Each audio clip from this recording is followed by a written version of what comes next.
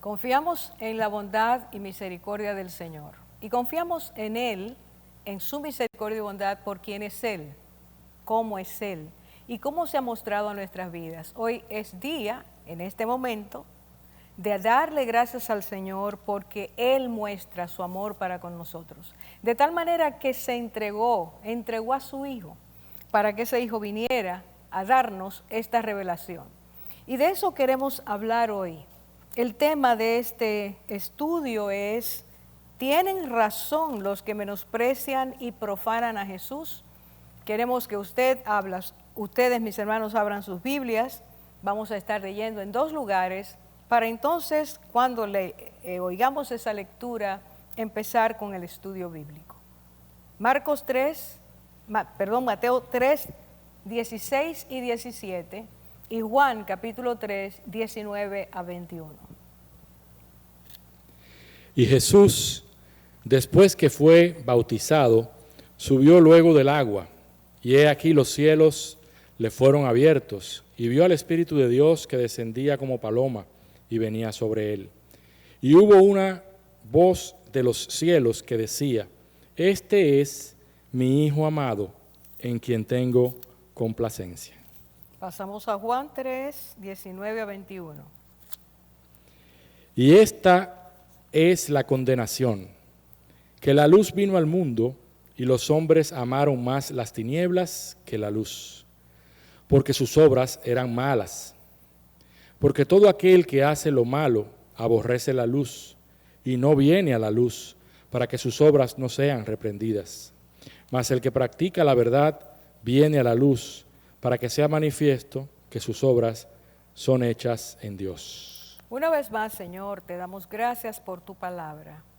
Una vez más, recordamos lo que has dicho, una de las cosas que has dicho cuando te refieres a ella. Y es que esa palabra, Señor, alumbra el entendimiento. Esa palabra es una espada de doble filo que trae a la luz nuestra condición. Esa palabra tuya es perfecta, que alegra el alma, que guía nuestros pasos. Y hoy queremos suplicarte, Señor, pedirte, rogarte, que tu palabra traiga una vez más revelación y esa palabra nos convenza por medio de tu espíritu de querer obedecer tu voluntad. Paséate en medio nuestro, bendice a cada familia, a cada hermano o hermana que está conectado con esta vía, este medio, y que todos seamos muy bendecidos, que nuestros corazones estén dispuestos a recibir tu palabra. Te lo pedimos en el nombre de tu Hijo precioso. Amén. En el año 2012, el pastor Dr. David Jeremiah escribió el libro, este es el tema del libro, Nunca pensé que vería el día. En su libro él desarrolla 10 temas y cada uno de esos temas empieza con el tema del libro, pero él añade el aspecto que quería desarrollar para avalar eso que le estaba diciendo, su propia experiencia. Y entonces yo voy a leer algunos de los párrafos de ese libro, solo 3 párrafos, para que nosotros nos demos cuenta más o menos por dónde él iba y qué quería. El primero de esos párrafos dice: siempre ha habido una marcada diferencia entre la vida como la describen las Escrituras y la vida en nuestro mundo caído. Pero últimamente el contraste se ha agudizado. Ahí cerramos este primer párrafo. Luego él se refiere a las consecuencias que ha traído esa agudización de la diferencia entre lo que es el mundo que Dios nos plantea conforme a su deseo y el mundo caído, esa rebelión que trajo el pecado. Y él dice las consecuencias, pero nadie pasa por alto los efectos de estos cambios. Lo voy a repetir, pero nadie pasa por alto los efectos de estos cambios. Contribuyen, refiriéndose a los cambios, al deterioro moral y espiritual de la cultura en la cual vivimos. Y entonces ahora pasa a mencionar los efectos de esos cambios en la vida de muchos cristianos. Y él dice, atención, hemos permitido que el mundo nos conforme a su imagen en lugar de permitir que el Espíritu Santo y la palabra de Dios nos transformen a la imagen de Cristo.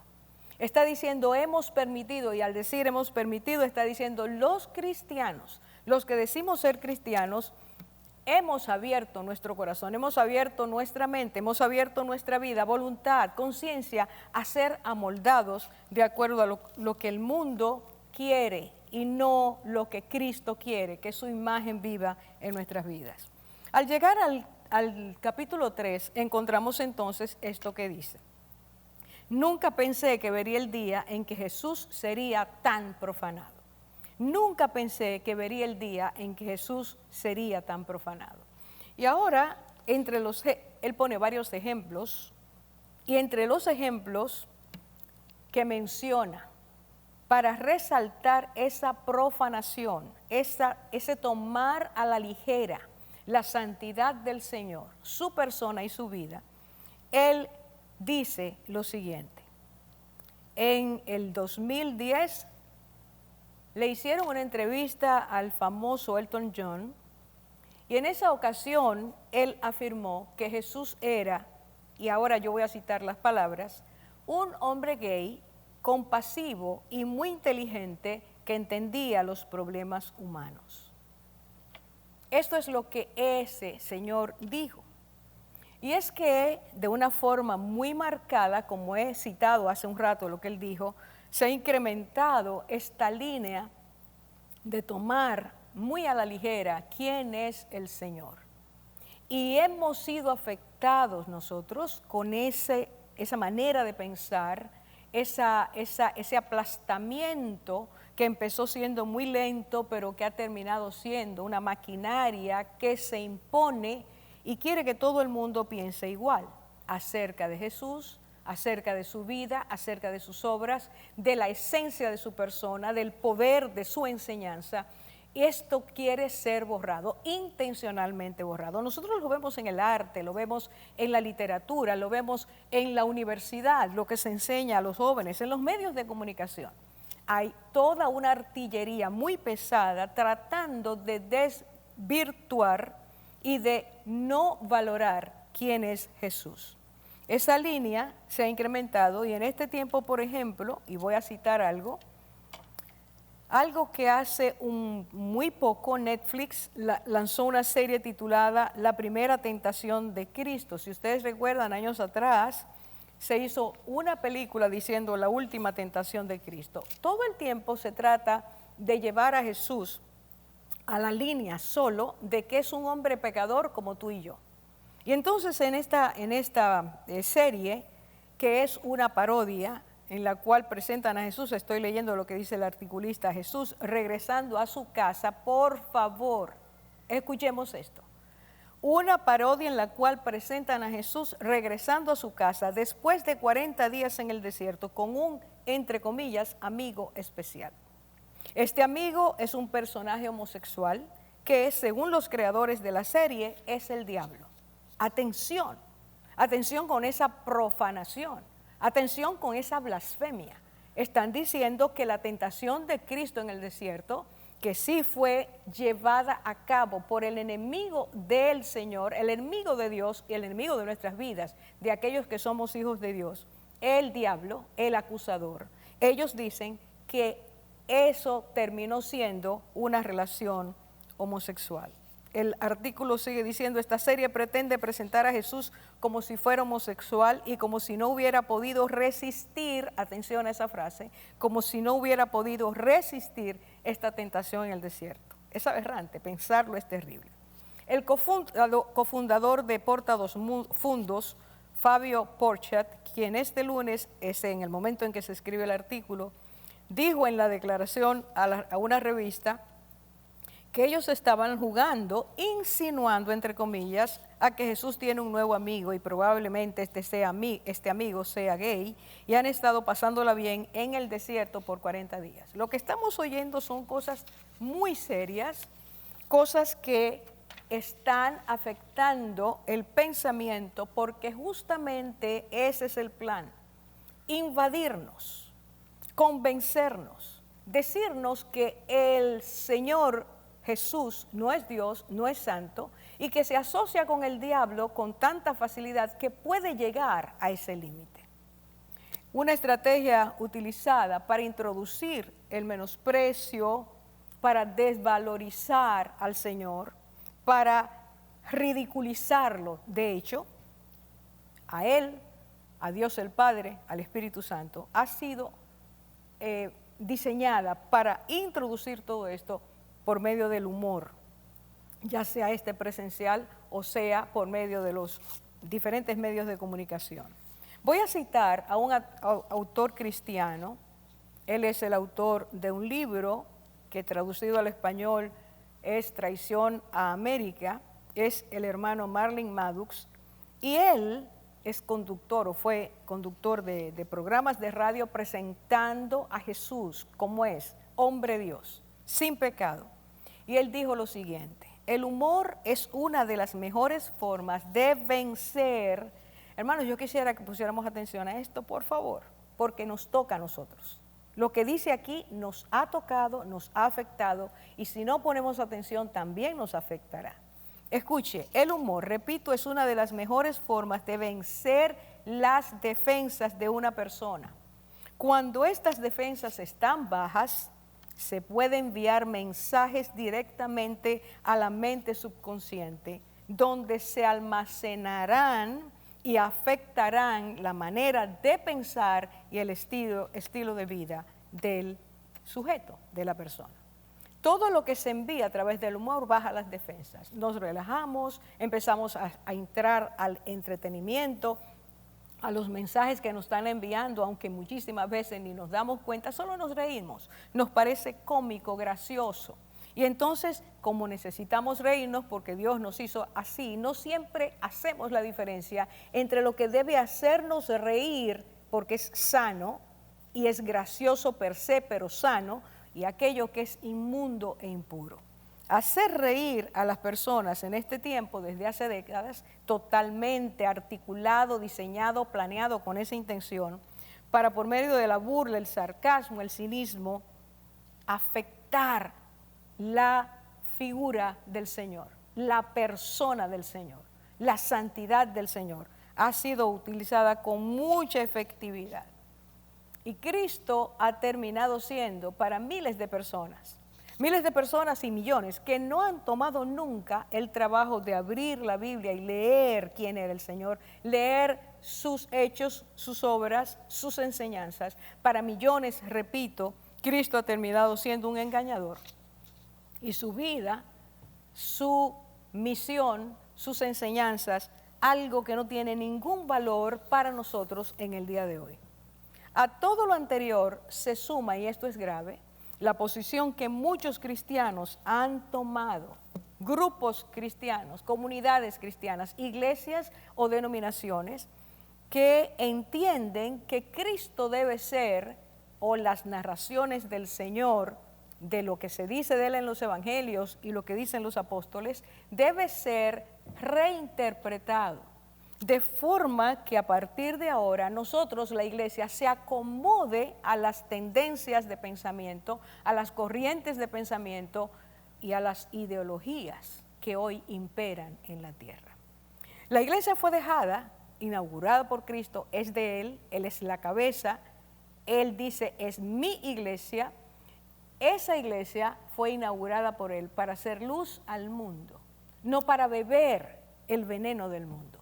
No para que creamos eso que se está diciendo, que Cristo fracasó en el momento en que fue tentado, las veces que fue tentado, y terminó siendo el tentador, el opositor a Dios, el que fue sacado violentamente, radicalmente del cielo por su poca o ninguna santidad. Hoy nosotros estamos viviendo, los cristianos, expuestos a todas estas corrientes, pensamientos, creencias. Nos sentamos ante una pantalla y vemos cosas que al verlas nuestras actitudes tendrían que ser otras. A veces terminan algunos riéndose, acoplándose, mas Dios espera de nosotros otra cosa. ¿Cuál debe ser o cuáles deben ser las actitudes del cristiano ante la burla, las oposiciones, los pensamientos de los que se llaman libre pensadores que desfiguran a la persona del Señor?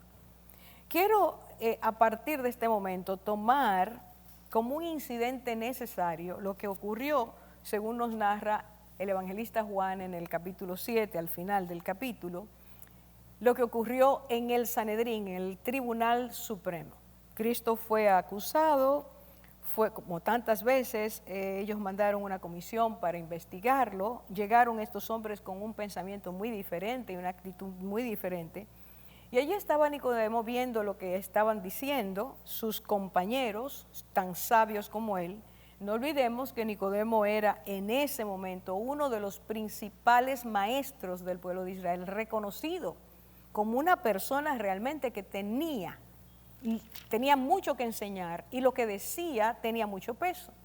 Este hombre, al ver lo que estaba ocurriendo, la injusticia, fue el que le dijo a ese Tribunal Supremo, a los compañeros: ¿acaso juzga nuestra ley a un hombre a menos, atención, que oiga primero y sepa lo que hace? Fue una pregunta muy, pero muy acertada. Y la respuesta de sus compañeros fue: investiga y verás que ningún profeta surge de Galilea. Ahora, la pregunta de Nicodemo es, o debe ser, el principio que regule el deseo que tenga una persona o la necesidad que tenga de llevar a juicio a alguien, de enjuiciar, no necesariamente una corte, sino tomar ciertos hechos, evaluarlos para saber si lo que esa persona es o dice ser, lo que enseña o lo que ha enseñado, todo lo que declara o ha hecho tiene sentido, si eso va en contra o va a favor de esa persona. Es el juicio objetivo. Es el juicio sin mala intención. Es ver realmente, evaluar, para entonces tomar decisiones. Eso era lo correcto. Y los compañeros lo sabían. Y Nicodemo se lo dice, todos eran doctores de la ley. Pero la respuesta de sus compañeros, que fue investiga, fue buena hasta ahí. Porque lo próximo que sigue es prejuicio lo que se levanta. Y así está siendo tratado hoy el mismo Jesús por los moradores de la tierra en este tiempo. Necesitamos investigar, redescubrir quién es Jesús. Necesitamos volvernos a Él sin prejuicios. Necesitamos buscar el fundamento que sustente aquello que Él decía. Y ese fundamento tiene que ver básicamente con dos cosas, como Él lo dijo. Primero, lo que el Padre dice de Él. Segundo, lo que las Escrituras decían. Quiero que empecemos por el Padre, porque es Dios que dice claramente en Mateo capítulo 3, lo que leímos, la primera porción leída hoy, cuando Cristo sale de las aguas, que fue bautizado por Juan, no porque tenía pecado, bautismo de arrepentimiento era lo que proclamaba Juan, lo que Dios le había entregado que hiciera, pero Cristo no fue bautizado porque tenía algo que confesar, algo de que arrepentirse, sino porque Él dice, Él confiesa, es necesario que hagamos todas las obras de Dios, alineado totalmente a la voluntad del Padre, queriendo siempre agradar al Padre, queriendo hacer lo que el Padre decía que debía ser hecho. Así viene el Verbo que toma forma humana. Cristo viene, el Hijo, el que se hace Hijo, el que entra al mundo como Hijo de Dios, es el Verbo perfecto que se hizo carne para entonces enseñarnos que su naturaleza y la naturaleza del Padre son la misma. ¿Qué es lo que el Padre hace cuando Cristo es sacado? ¿Cuál es la voz que se escucha? La voz poderosa del Padre diciendo: este es mi Hijo amado, en el cual tengo contentamiento, en quien me agrado, el que hace mi voluntad. Ahora, el Dios que está hablando, el único y verdadero, quiero tomar un atributo de Él para entonces colocar estas cosas al lado. El testimonio que hace Dios, que da de Cristo, y este atributo de Dios. Dios es santo. Tenemos que destacar la santidad de Dios. Y la naturaleza de Dios es naturaleza eterna, no cambia. Primera Juan capítulo 1, versículo 5, Juan comentaba diciendo, Dios es luz. Y en Él, en Dios, no hay tiniebla alguna. Está diciendo, Dios es luz, esa es la esencia.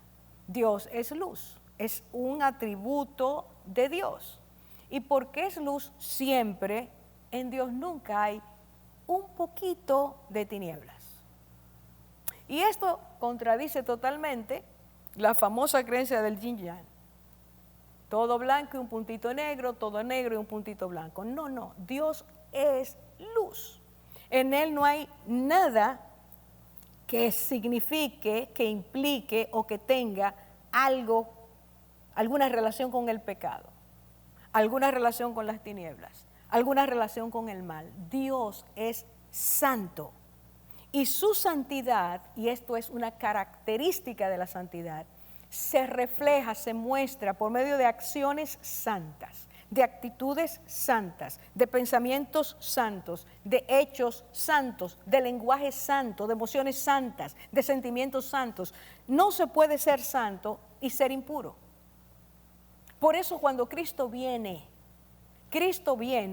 y Él va a reflejar santidad en lo que hace, en quien es, en lo que enseña. Es necesario tener esto muy, pero muy claro en nuestras vidas.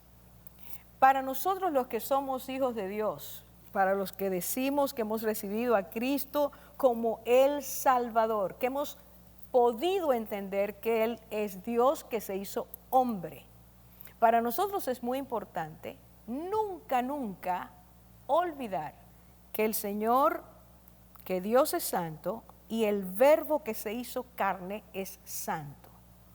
Por lo tanto, la expresión de la santidad en ese enviado por Dios tenía que ser todo el tiempo, y así lo fue, expresiones claras, muy claras, de que Él es, y en el momento en que vivió, era santo. Porque Dios es santo, condena el pecado. Porque Dios es santo, la maldad no puede ser vista con agrado por Dios. El profeta decía, muy limpios son tus ojos para ver el mal. Dios no puede. Es imposible que Él tenga relación con el pecado. Cuando Cristo viene, Cristo va a reflejar esas mismas cualidades que tiene ese atributo de Dios. Entonces, cuando Dios dijo, este es mi Hijo amado, en quien tengo contentamiento, estaba diciendo, es mi Hijo amado, entrañablemente lo amo. Y yo tomo lo que Él hace ante mis ojos, es santo, es puro, es limpio, es perfecto, es plenamente puro. Por eso tengo en Él complacencia, por eso su naturaleza está reflejando, está dando fruto de que es una naturaleza santa. Dios reconoce que Cristo es santo y los hijos se parecen a los padres.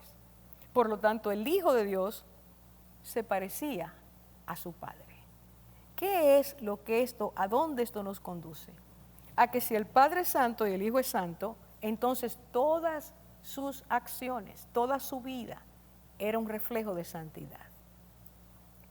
Ante unos enemigos muy fieros en ese día, que encontramos en el capítulo 8 de Juan, ese fue uno de los días. Todos los días Cristo tenía que enfrentar a los enemigos, en críticas, en juicios, en desvalorización, en ridiculización.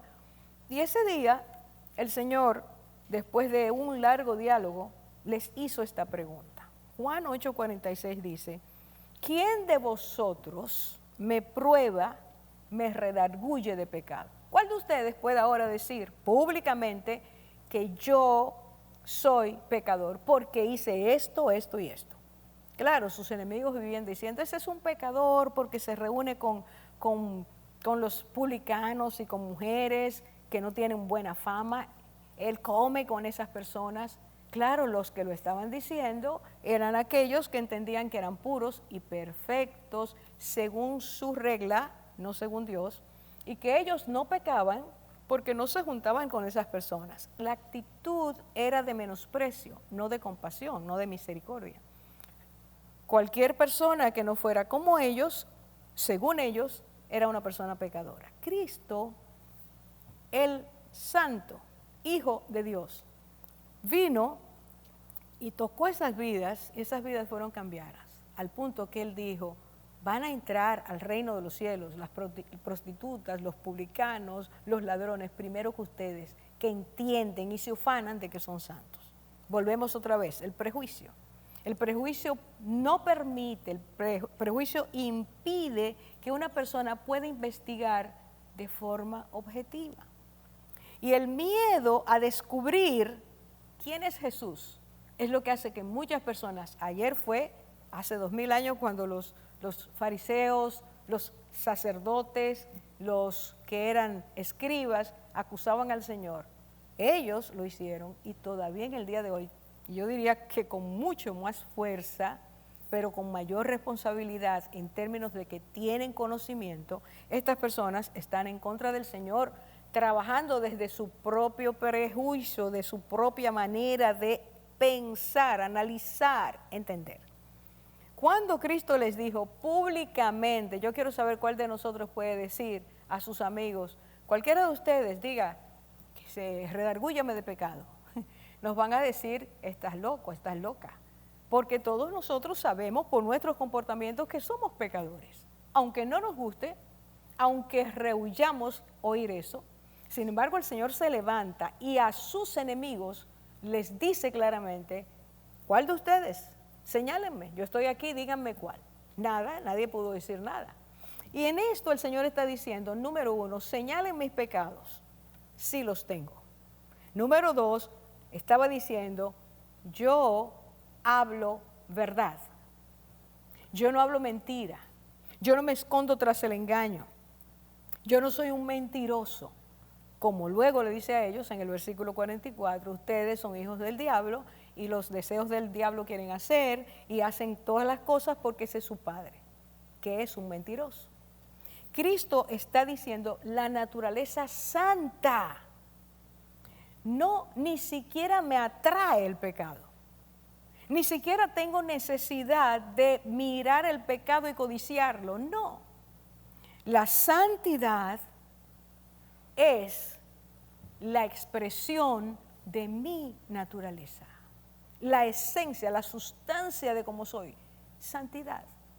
El Señor no pudo ser acusado, y aunque vivían continuamente observándolo para acusarlo, nunca pudo ser acusado. Y yo quiero tomar esto como una base para decir lo siguiente. Miren, como maestro, Cristo rompió el esquema que tenían aquellas personas de lo que era un rabino. Las mujeres primero no podían aprender nada, no eran dignas de aprender nada. Cristo rompe eso y dice Lucas capítulo 8 que mujeres a las que Él sanó de diferentes enfermedades y de posesiones de espíritus, gratitud, porque entendían que habían sido libres solo por la acción poderosa de Cristo en sus vidas, les seguían. Le siguieron durante todo su ministerio, estuvieron en el momento en que Cristo moría, estuvieron en el momento en que Cristo fue sepultado, estuvieron en el momento de ir temprano el domingo para prepararlo, amaban al Señor. Cristo vivía andaba en su misión, aceptó como parte de sus discípulos a esas mujeres. Si Cristo hubiera sido un mujeriego, si Cristo hubiera sido un abusador de mujeres, si Cristo hubiera sido uno que lesionaba la dignidad de la mujer que él mismo creador lo había hecho, sus enemigos iban a estarlo descalificando y sacando ese pecado por todas partes.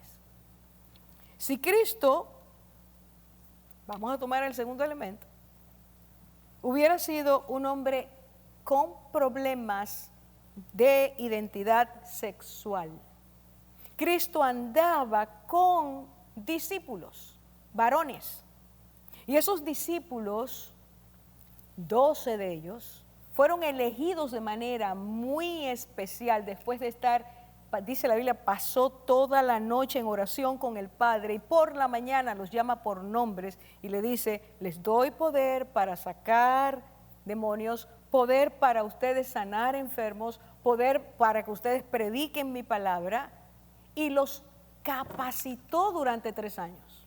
Estaba junto con ellos y ellos con el Señor. Si sus enemigos hubieran sabido que Cristo tenía problemas de identidad sexual, sin duda que lo hubieran declarado. Es más, escúcheme, en el contexto judío, en el tiempo del Señor, esa cultura no permitía que esas personas tuvieran un contacto permanente socialmente hablando. Si Cristo hubiera sido homosexual, como lo acusan y lo profanan y lo menosprecian en este tiempo, todos esos enemigos hubieran sacado esto a la luz.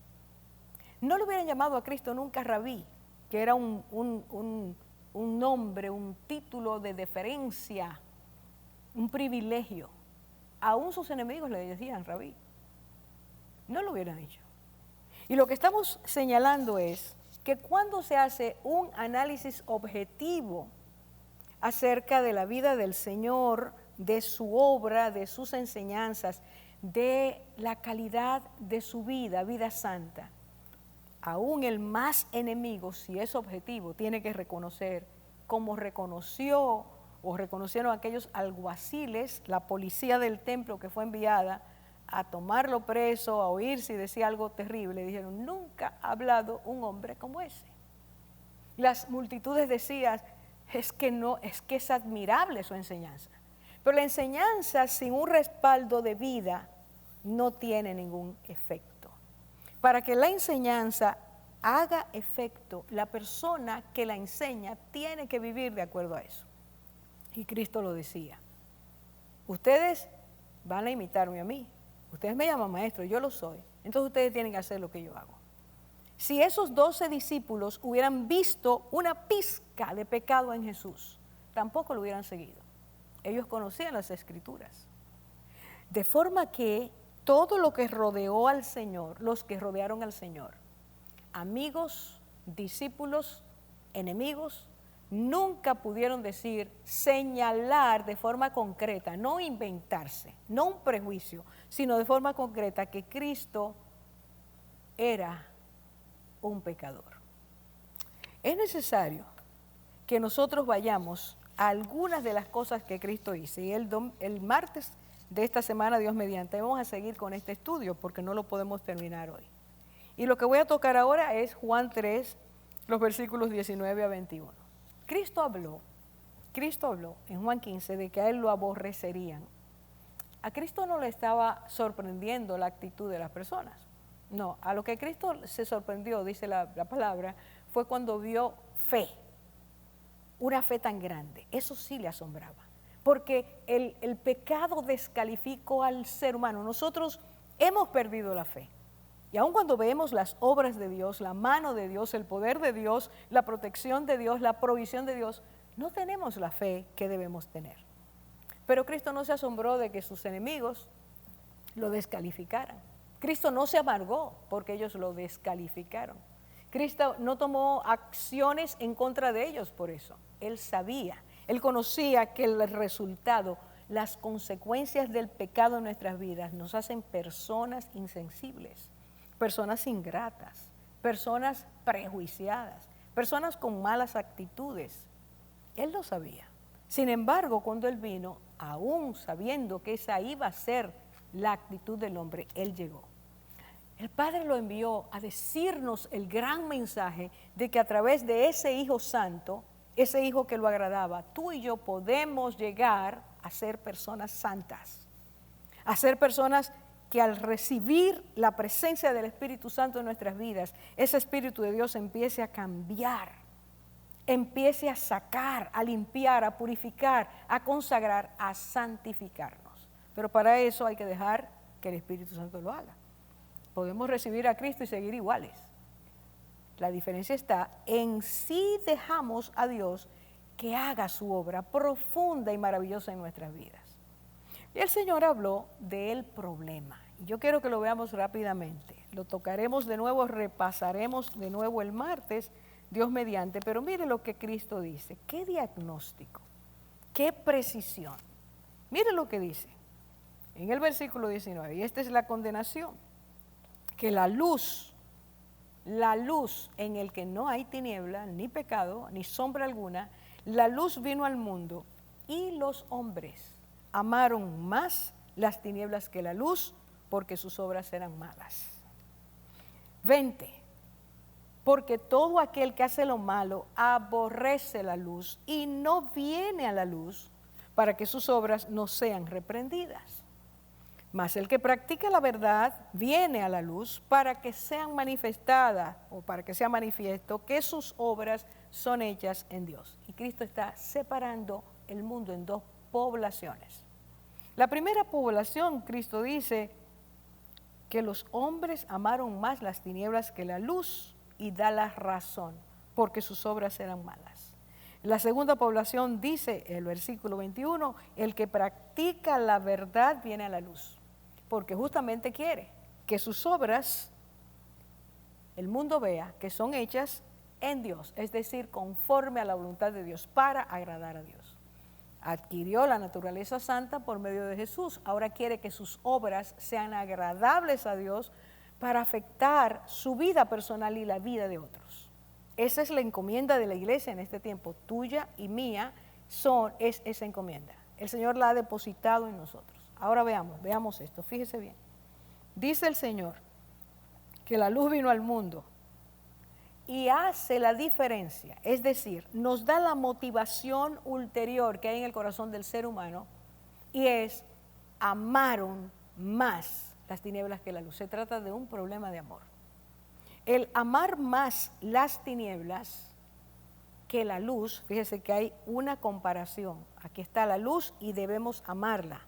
Aquí están las tinieblas y decidimos si mejor amamos las tinieblas que la luz. Y dice el Señor que la luz vino al mundo, pero los hombres amaron más. Es una elección, es una decisión. Se determina que no se quiere la luz, sino que se quiere las tinieblas. Que se aborrece la naturaleza santa que Dios propone y en lugar de eso entonces se quiere la naturaleza pecaminosa, dañada, corrompida. El Señor dice además que hay una intención establecida y es que el que hace lo malo aborrece, ama las tinieblas, aborrece la luz. Es increíble, es un problema de amor. El corazón establece a quién amo más, las tinieblas, y eso quiere decir lo que puedo hacer libremente, mis deseos, mis pasiones, mis pensamientos, lo que me dé la gana, aborrecer el bien, desvalorizar el bien, ridiculizar a quien me hace el favor, extiende su gracia para que yo salga de ahí y en lugar de eso, amo las tinieblas. Triste situación, triste situación. El Señor dice que esto es justamente resultado del pecado, de las obras de las tinieblas en nuestras vidas. Vamos a dejar este estudio en ese punto. Y mi pregunta para ti, mi hermano, mi hermana, y cualquiera de nuestros queridos amigos que ve esta enseñanza la pregunta es, ¿amo yo más las tinieblas que la luz? ¿O amo más la luz que las tinieblas? ¿A qué amo más? Y detrás de ese qué, luz y tinieblas, está Dios, que es la luz. Y detrás de esas tinieblas, de ese qué, tinieblas, está el príncipe de la potestad del aire. El que nos lleva, nos empuja a desear las tinieblas y aborrecer la luz. Y volvamos al punto inicial y con esto terminamos ahora. ¿Es Cristo un hombre pervertido, dañado? ¿Es Cristo el que expresó a través de sus obras, de su vida, de sus hechos, de sus enseñanzas, expresó que su naturaleza eran las tinieblas o expresó que su naturaleza era la luz. Juan capítulo 1 dice claramente, la luz vino al mundo, la luz vino al mundo. Y su pueblo no quiso, y el mundo que hizo tampoco quiso. Hoy, ¿dónde estamos tú y yo? Llenos de esas ideas y pensamientos que el mundo ha impuesto, o completamente siendo fortalecidos, identificados, siendo columnas para el Señor, diciendo al mundo que el mundo se ha equivocado. Vamos a continuar este estudio y vamos a ver declaraciones del Señor de por qué el mundo lo aborrece. Pero quédate con eso, mi hermano, mi hermana, quédate con eso, porque es un asunto ahora de revisarnos tú y yo. ¿Soy reflejo de santidad o soy reflejo de las tinieblas? Vamos a orar. Padre, en el nombre de Jesús, te damos gracias por tu palabra. Decimos una y otra vez, mejor dicho, repetimos que es viva y eficaz. Palabra que taladra, palabra que llega a lo profundo de nuestro ser. Palabra que llega más allá de los tejidos, más allá de nuestros huesos, más allá de nuestra alma. Llega, dice tu palabra, hasta el espíritu y revela las intenciones, las motivaciones, los pensamientos de nuestros corazones. Este día, por favor, Señor, en esta ocasión, convéncenos de que debemos tener una claridad muy, pero muy específica acerca de quién tú eres.